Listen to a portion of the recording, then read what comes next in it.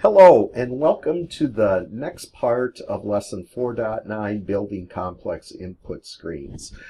Where we left off in the last video is that when we actually ran the app, our date pickers were taking up all of the screen.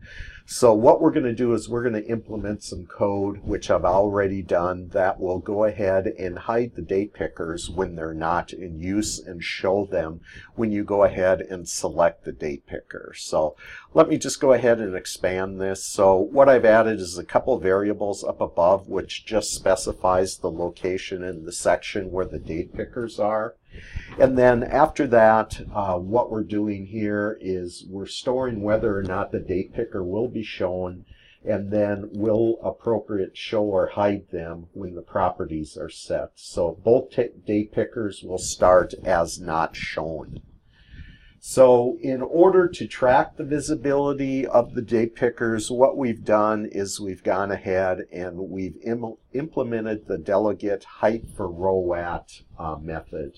So what we're doing here is we're just starting by checking if the index path is equal to one of the date picker cells, then check if that date picker is displayed. If the date picker is shown, we're going to change the height to 216. If the date picker isn't shown, the height will be 0. For all other cells, we'll use the default cell height of 44. And then the last thing we've done is we've gone ahead and just implemented the select row at function.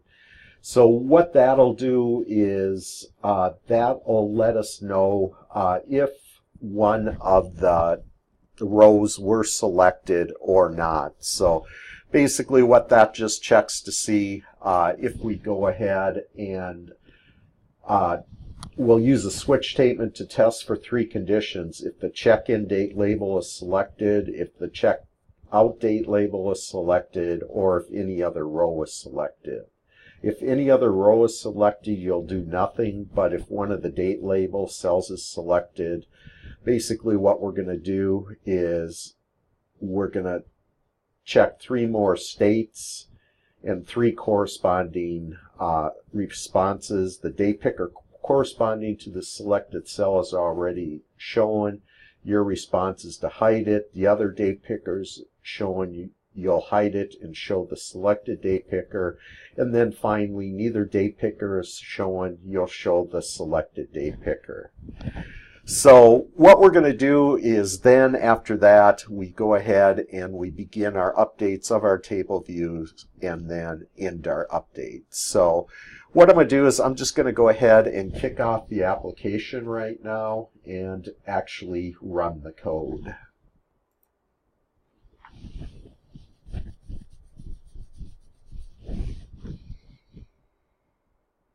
Okay, so now if we go ahead and click on the check-in date, the date picker is shown. If we click on the checkout date, the check-in date picker is not shown anymore, and our checkout date picker is shown. And if I re-click on it again, it goes back to the state where neither picker is shown. So basically we will just, if we go ahead and change the first date, and then we click on our checkout date picker, we can go ahead and change the checkout date to the 21st, go again, select on it, and then so now our date pickers are either shown or hidden depending upon if they're selected.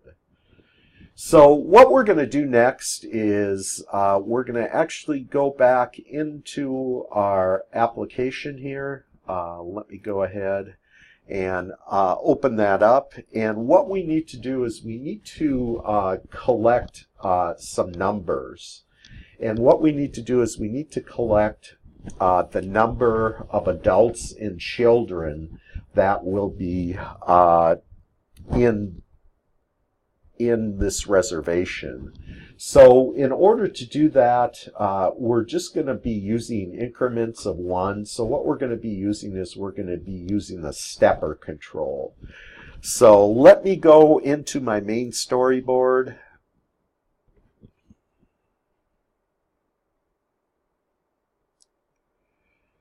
And once it comes up, then what we need to do is, let me stop that just for a second, is I want to go into my next table view section. So I need to be in my third one, and I'm just going to go ahead and change the number of rows to 1 right now. And then I'll go into that table view cell, and what I'm going to be doing is I am going to add a horizontal stack view. And I will go ahead and drop that in. And then I will go ahead and pin it.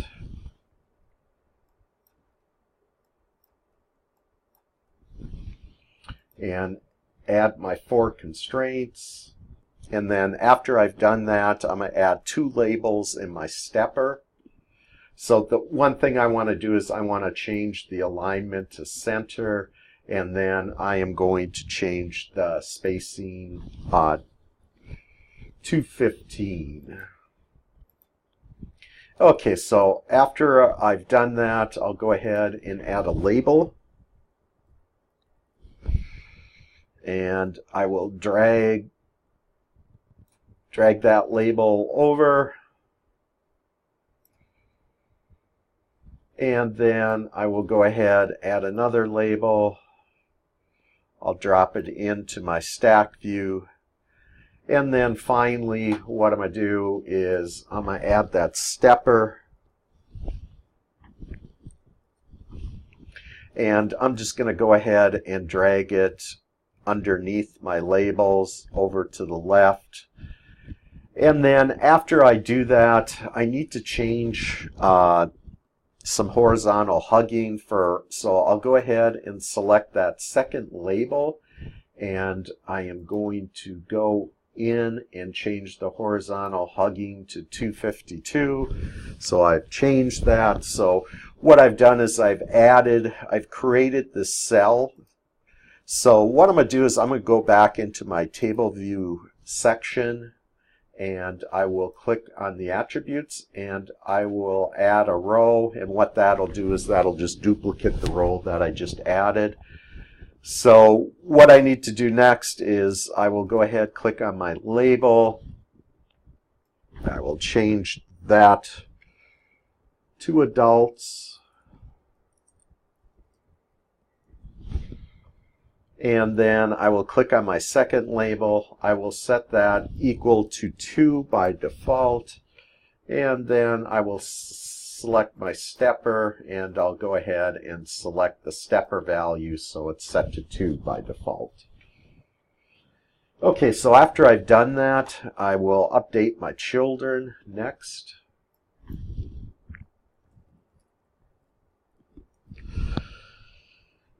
I will update the label. I will set that to 0, and then we will just keep the stepper set to 0 also, since that's the default. So the next thing I need to do is I need to go in and add some outlets.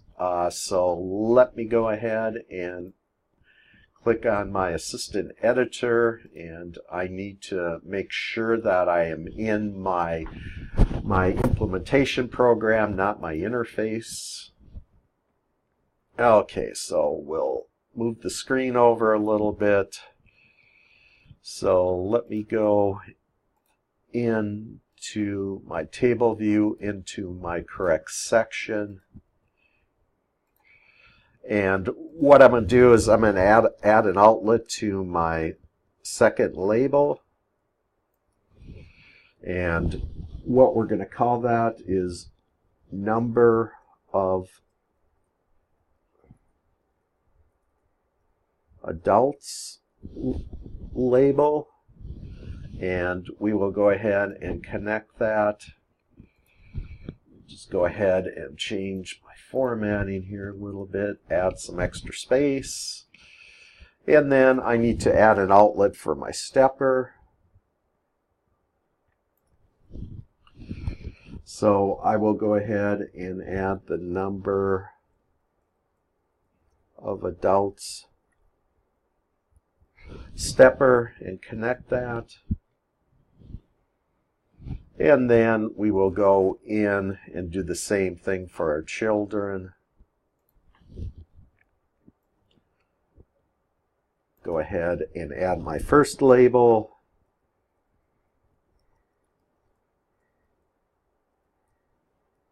Number of children label. And I will click on connect.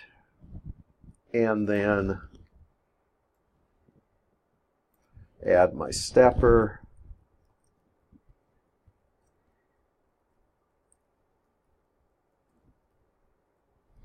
And I will go ahead and click on connect. So what I'm going to do next is I am going to go ahead and pause the video and add the code that we need to implement this. And after I add the code, we'll talk about the code that I've just added. Okay, I've added the code to implement our number of guests stepper. So first thing I did was I added a function called update number of guests. And within that function, what we're doing is we're just updating the number of adults label with the value that the user has selected in their stepper. And then I've added a stepper value changed function, and that will call our update number of guests. And then if we go ahead and scroll on up, I've gone ahead and I've called our update number of guests function, and the view did load, and I added the appropriate information to go ahead and display the information when we click on the done button. So the last thing I need to do is I need to go ahead and connect my steppers with my update stepper function. So stepper value changed. What we need to do is I need to go in and select my first stepper and then go into the connections, and I need to drag from my value changed down to the number of guests. And then I need to do the same thing for the children. Go ahead and select value changed, and then it's not a control drag, it's just a select and drag, so I can connect that action. So now I should be able to go ahead and run that, and we'll see if everything works now.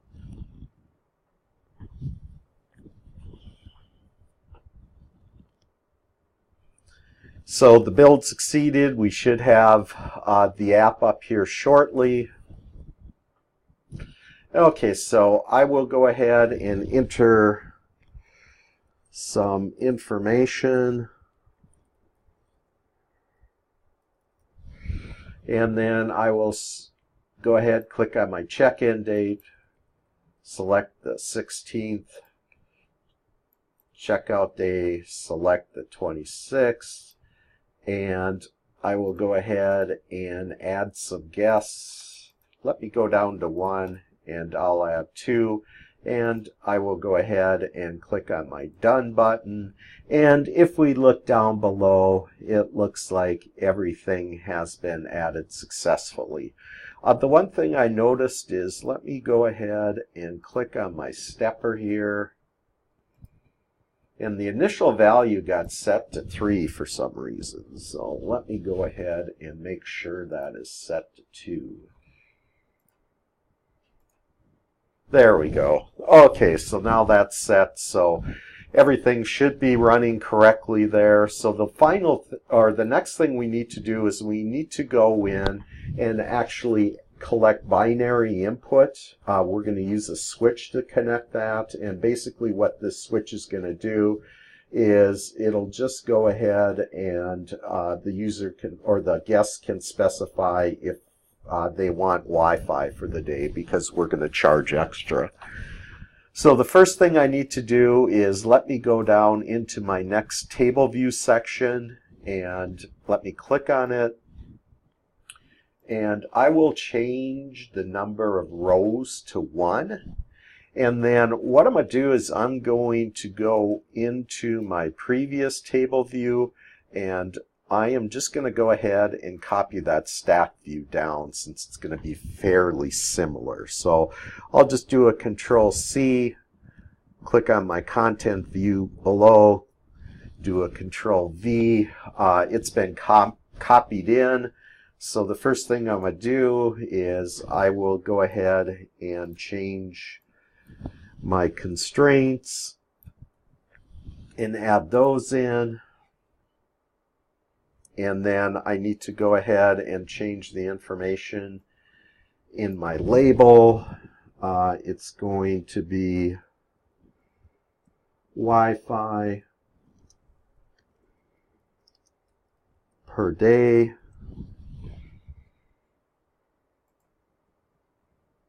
And then I will go ahead and update the price, which will be $10. And then what I'm going to do is I'm going to delete my stepper, and I will go ahead and add a switch. So I'll just drop it down. And we're going to leave the state of the switch to on. So we've gone ahead, we've added that information for Wi-Fi. So what I'm going to do next is I'm just going to go ahead, click on the Assistant Editor, and I want to create an outlet. So let me scroll on up. Oh, scroll on up a little bit more here. So I've added the outlet, and we're going to call it Wi-Fi switch. So I will go ahead and connect it. So it's been connected now. So what I need to do is I just need to go ahead and implement the code really quick to actually use it. So what I'm going to do is I'm just going to copy this method and then update the name. So it'll be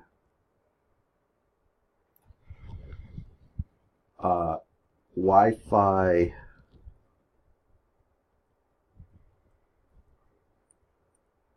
switch changed, and it's going to be a UI switch.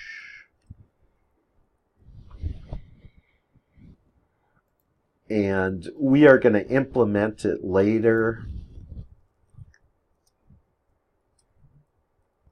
So when I implement it, I'll make the connection back to my Wi-Fi switch. And then the final thing we're going to do is we're going to go into our Done button. And I will just go ahead and add the line. It will be has Wi-Fi, and that will equal to our Wi-Fi switch is on. So right now it's going to go ahead and set it to true.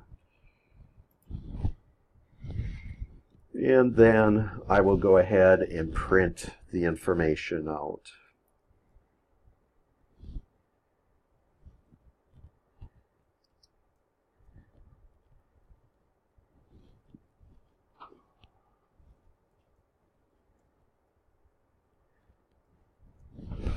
Okay, so that should be all we need to go ahead and run this. So let me build, stop, build, and run. And we will see what happens.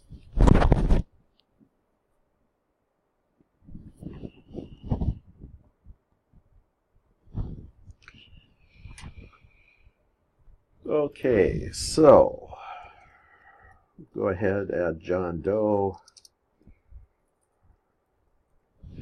And we're just going to leave the check-in, check-out date. We'll have one adult, and we will click on Done.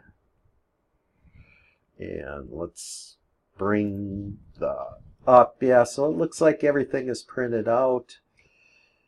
Check in on 2.7, check out at 2.8. Number of adults is 1, number of children is 0. So it looks like everything is working up to that point. So what we're going to be working in the next video is we're going to collect predefined options. So what we're going to do is we're going to give the guest the option to select the room type that they would like to stay in. So with that, I will be talking to you a little bit later.